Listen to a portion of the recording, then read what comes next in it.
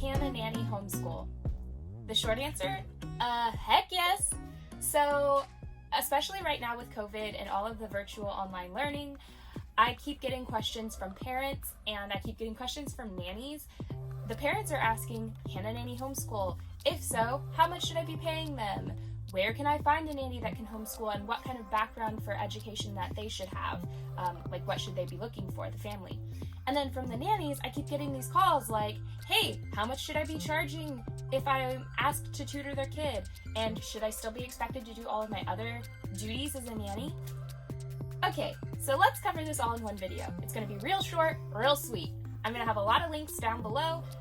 If you're watching this on YouTube, I'll put it in the description. And if you're watching this on the website, read the blog below for all of the links.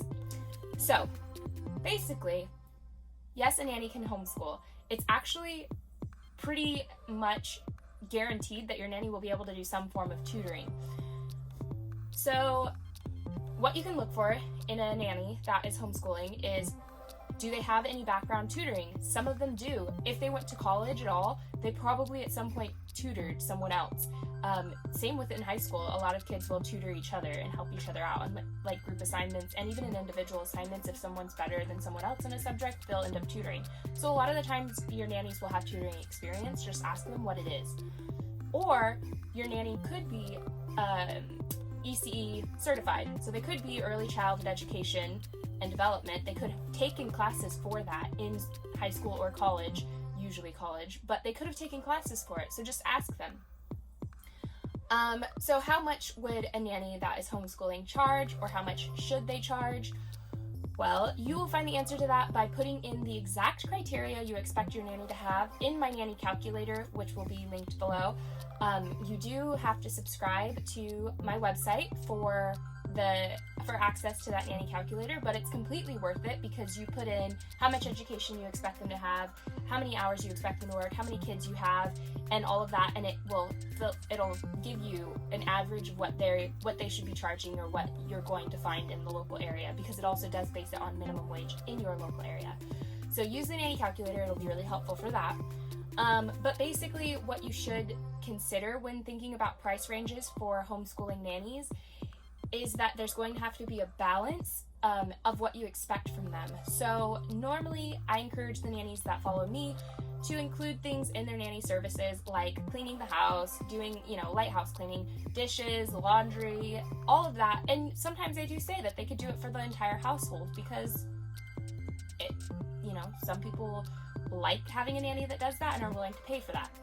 But that should be balanced with homeschooling or tutoring, because if you expect them to be homeschooling or like actively helping your child, tutoring them while they're taking their online classes, then they won't have as much time for the cleaning and the other things. So you have to figure out which ones you're willing to, like how much time you want them to spend on each. So the last question is then, where do I find these nannies? Or where do I find the families that want these kinds of nannies? I have a few agencies that I recommend. One is Nanny Lane, and that'll be linked down below as well. They accept applications from kids who are 13, like nannies that are 13 and older.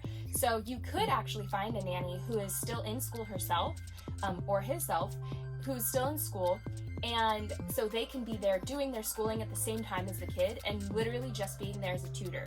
That could be really helpful, especially because if they're younger, they're more likely going to remember the way that the math was done, or the way that you're supposed to write a hypothesis, because they just recently took those subjects, so they're in the forefront of their mind.